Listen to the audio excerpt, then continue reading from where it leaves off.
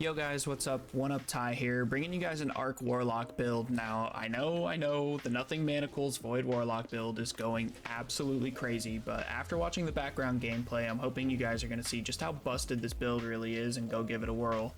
With this build, you have an ability spam neutral game, and you have a super that can dish out more damage than most supers in the game, and it can refund itself. This build is super fun to play, and I will have a hard time taking it off until it is inevitably nerfed. Without wasting any more of your time, let's get into the build. So starting with the subclass setup, we are on Arc Warlock, obviously, running the Stormtrance super in the year 2025. Yes, I am so serious, put it on. You can use Chaos Reach if you really want to, but just don't. The exotic we're using buffs Stormtrance to do more damage than Chaos Reach, even if you were using Geomags. No, I am not kidding, go test it in the firing range.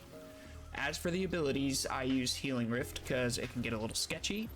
I use Chain Lightning for lower level content where you're not really in danger, otherwise use Ball Lightning for the safety and range it gives you. For the grenade, take anything you want. I am rocking a Pulse Grenade, but the choice is yours there. For our aspects, we're using Ionic Sentry and Arc Soul. With Ionic Sentry, any arc weapon or ability kills will be charging up a turret that does two very important things for us. Firstly, it grants Bolt Charge with each hit and chains lightning to nearby enemies, meaning if multiple enemies are nearby, this thing will give you lots and lots of Bolt Charge. Second, it blinds enemies, so when it chains it and gives you Bolt Charge, whatever it hits, it also blinds, leaving the enemies hit by it defenseless against you and the rest of your kit.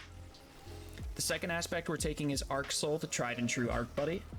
Arc Soul sits on your shoulder and shoots enemies in front of you. When you become amplified, the Arc Soul shoots faster.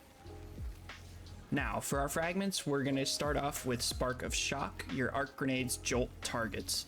This dips a little into our grenade stat, but it's absolutely worth it. The Arc Soul sitting on your shoulder now jolts, and so does your grenade of choice.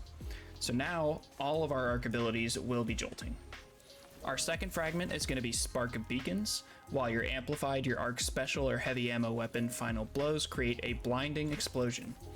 In combination with the Ionic Sentry, your uptime on blinding enemies is even better. Our next fragment is Spark of Frequency. The only part we really care about with Spark of Frequency is gaining increased bolt charge stacks while you're amplified. Basically, anytime you get an Ionic Trace spawned while you're amplified, you get 2 stacks instead of 1.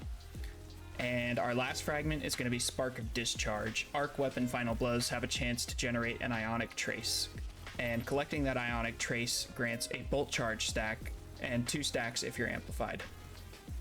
So with this setup, we're constantly granting Bolt Charge stacks to ourselves and generating Ionic Traces, which add to our Bolt Charge stacks and grant ability energy when they're collected. Next up, let's talk about our exotic armor of choice, which is going to be Stormdancer's Brace. It reads Stormtrance hits and final blows increase the damage it deals and refunds super energy when it ends. It also grants Bolt Charge stacks on ability damage, not even kills, just damage. So with all the abilities you have floating around, you're building stacks of Bolt Charge fast. And yes, you guessed it, with the Spark of Frequency, it turns into 2 stacks of Bolt Charge. This thing is the star of the show and what makes our build so good. Next up, the mods and stats on the build. I'm going to start with the stats here. In the gameplay you're watching, I was at 160 grenade, 130 super, and 80 class. I think in that order, those are the most important stats. Grenade is obviously most important. We're pushing grenade because it will allow your pulse grenade to do more damage, obviously, but it also boosts your arc souls, which you should have up all the time, and your Ionic Sentry, which is blinding everything. For the mods on the helmet, we're rocking double Ashes to assets for extra super energy on grenade kills, and a harmonic siphon so that our machine gun and cold heart can generate orbs for us. On our gauntlets, we have double grenade font to get up to 200 grenade when we have armor charge, and a bolstering detonation to help refund our class ability back.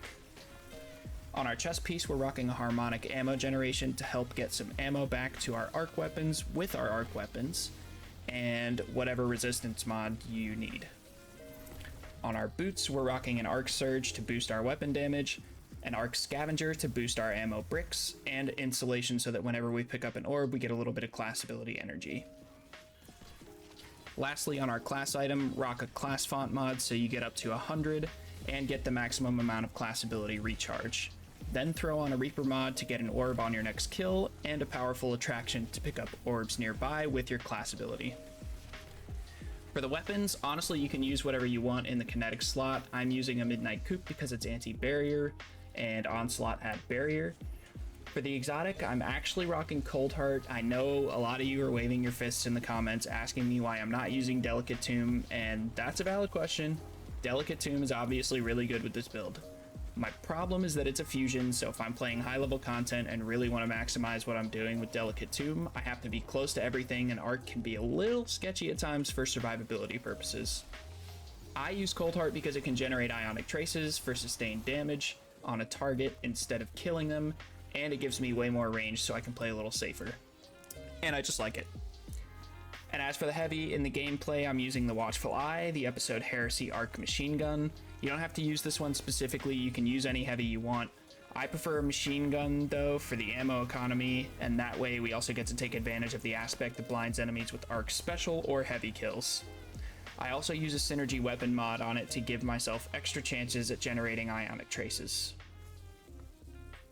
And that's going to do it for the build. Let me know if you guys think I missed anything, or if you would modify any parts of it, and also let me know if you guys try it and like it. That's all for me. Have a great rest of your day.